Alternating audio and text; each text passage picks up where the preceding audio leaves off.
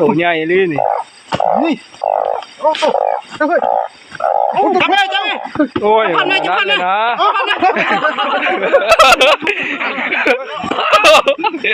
อ้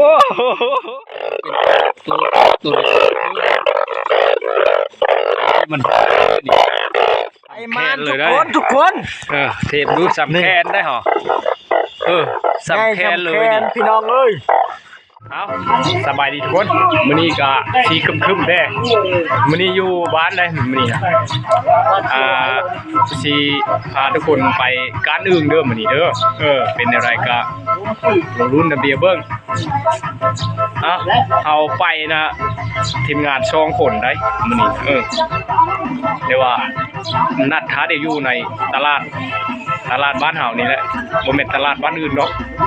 สิการอยู่ด่านฮักพุ่นแหละมื้อนี้ได้ไปก็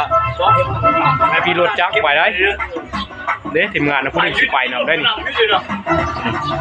เกมเด้อเครื่องเด้อรถจักรคันนี้แหละสิพาลุยน้ำลุยต้มคันนี้แหละเอาอะไรก็รุ่นระเบียบเบิ่งว่าเฮาสิมานบ่แมลงนะไปท้าทีมงานผู้หนึ่งอยู่นี่เนาะมาท้าอยู่ตลาดนี่ท้าเพิ่นบ่มาทิกเธออยู่พุ่นแหละขึ้นดงกึบพุ่นแหละนี่ทางก็หญ้าได้นี่เนาะท้าเพิ่นจนเมื่อยนี่โอ้นานมาลีฮักเกมว่ะไปนี่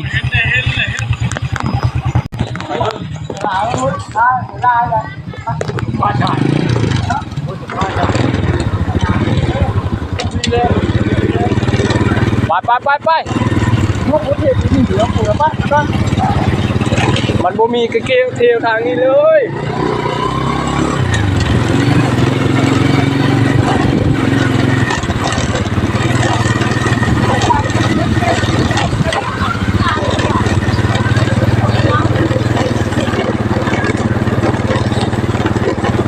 จับตรงน้ำนี่กระเบื้องเลยทางคนยากเลยทุกคน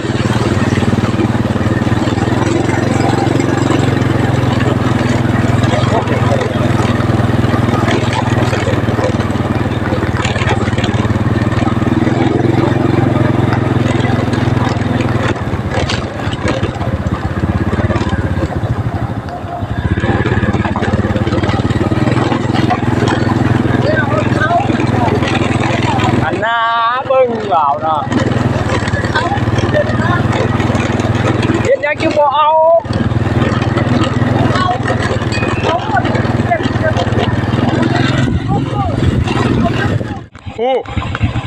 ผมจัก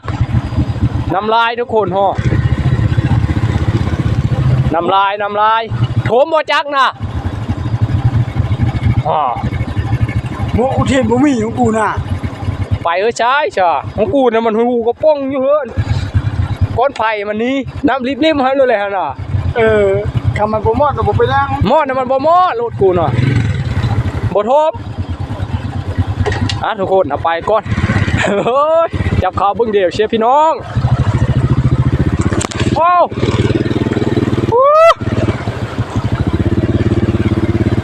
อยู่นี่แหละมันลึกนะ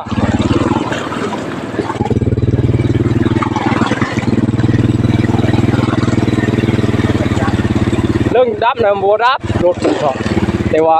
กูย่าน้ำเฮานะ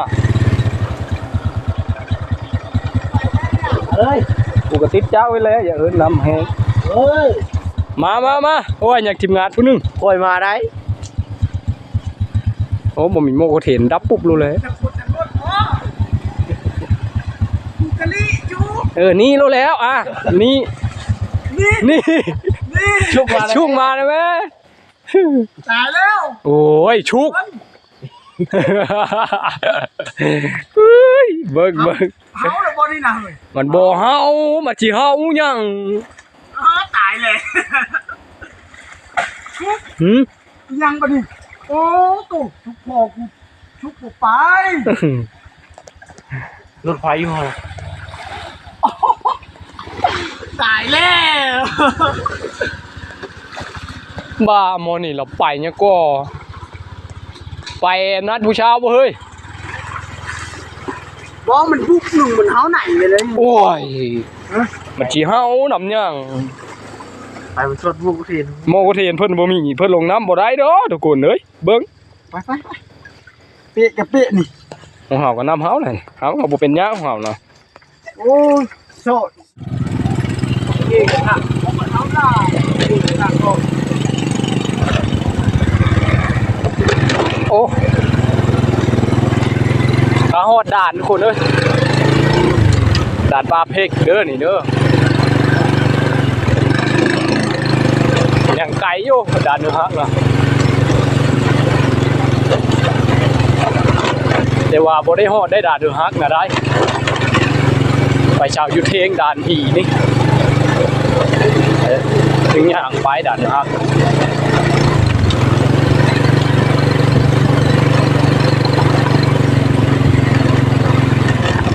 มีทีวีเขาเบิ่งอยู่ได้นี่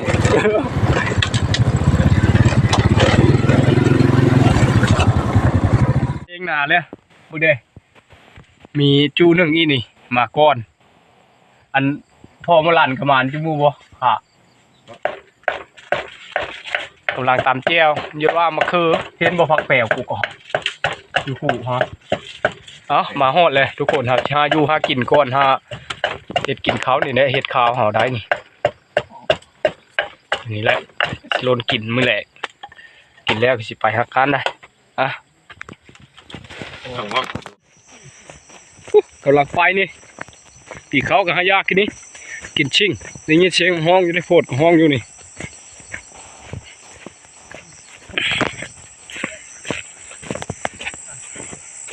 ยานบ่ทานคนพอได้นี่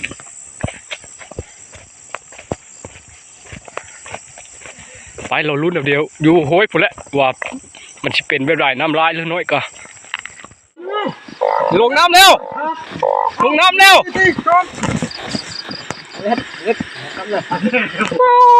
เห็นลิ้นโพด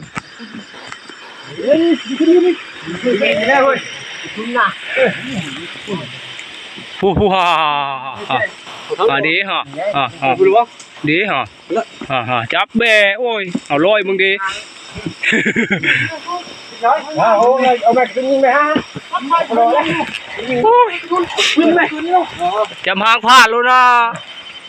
พักอะไรนี้ได้ พูด นี่ฮะมาเห็นแต่กระตูยิงกระตูมันนี่เรือเอลนะครับนะแต่มันพิษ มึงยิงได้ดิเนาะโอ้ยคือจิตทื่อนี่ย่าเขาจะจับอยู่ รักแค่ห้องตู้โค้ดเลยนะ จับแท้ก็จับโลด เขาดูไปเลย เอาเล่นย่าโอ้ยจับพาโลดดึง พูดไปพูด พูดไปแล้วพูดเอาไปแล้ว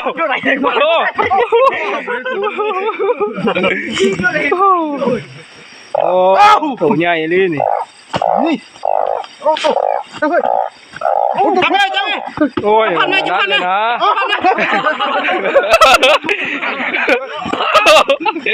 โอ้ยยังแปลกประหลาดนิดเลยนะนี่ว้าว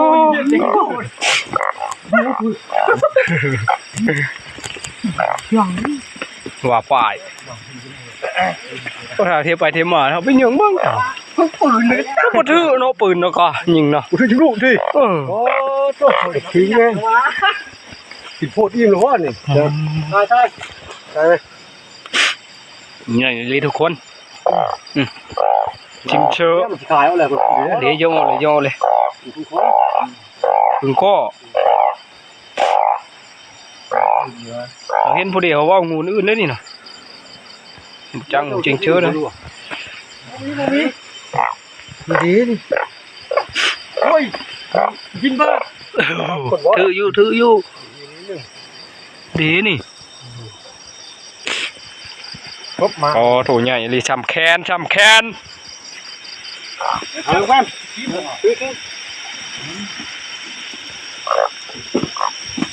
คุณดีนี่โอ้จับคนมาจากสุโขทัย จับกันย่านเลยเนาะ ว้าคือจับก็คือ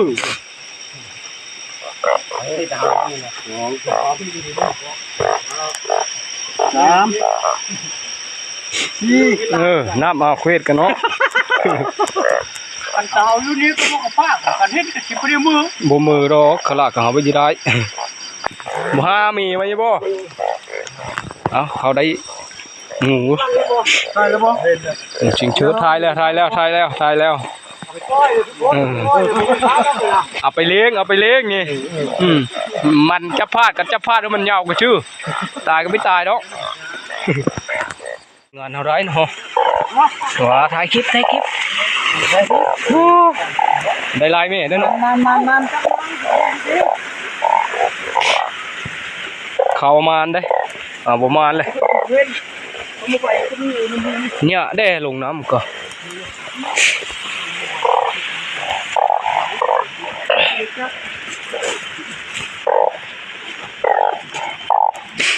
สิไปหาต่อยังแก็บ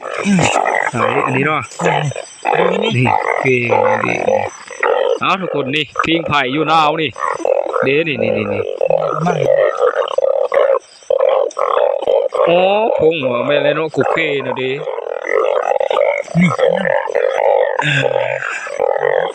ไปใช่ไหม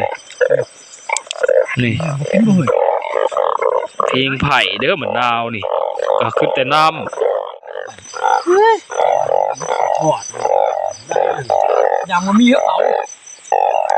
เช้าแม่ได้ไหมชื่อลายอยู่ได้เอาเลยอะไรความสุขอ่ะคุยน่าอยู่เข็มห้วยดีได้เนี่ยจีปากกินนี่ฮะพลังพร้อมหากพลังตกพลังได้ดิยักษ์ตกเต็มมือไรกินโบผู้ไทยทิพย์น้ำปลาเนี่ยกินแล้วกินป่าแล้วก่อนต้นเนาะเดี๋ยวมึงง่ายลูกช่องแน่มึงง่ายลูกช่องกูบ่มีลูกกินได้แล้วบ่คือใช้มึงก็ลูกนึงมึงก็ใช้เงี้ยน้ำโอ้เขาเอาไปให้เขาเลี้ยงแหละก็เนี่ยได้น้ำของมึงไรกันนี่โอ้ลิ้น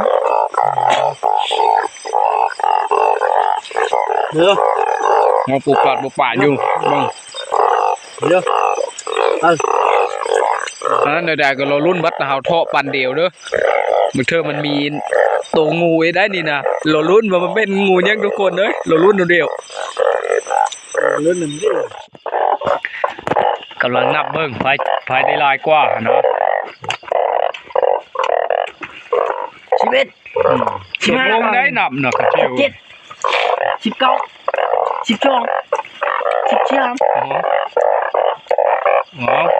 อันนับตัวแม่บ่เลือกตัวแม่ตัวผู้เลยกินนี่เนาะได้เนี่ยนี่รองเป็นโอ้มาดูงูเนาะ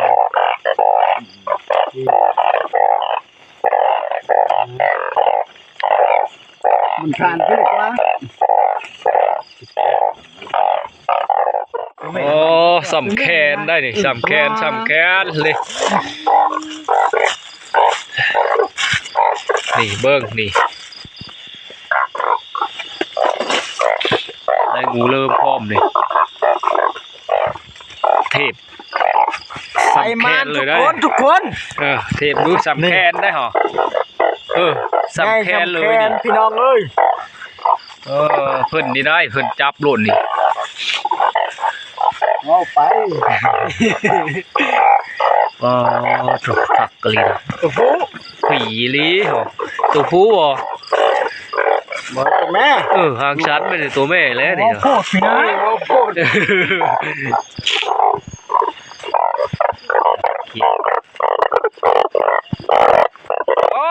เลยทุกคน สิเต็มกระบุงเลยโอ้ผูก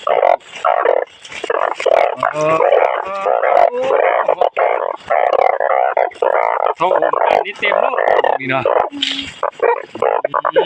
นี่มันโอ้น้อยง่ายน้อยขั้นมาส่งไม่ว้าวเลยน้ำมันแตกปันเดียวซีฟู้ดเลย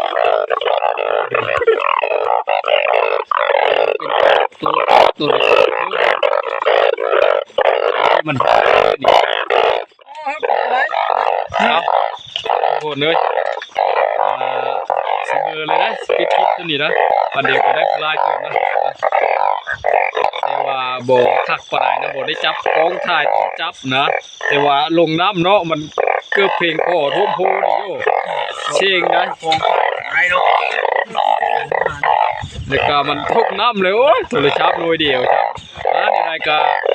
ถ้ามีโอกาสนะล่ะสิทายเฮ้ยทุกคนเบิ่งนำเลยนะลาไปก่อนจีมือบ้านนี้เนาะ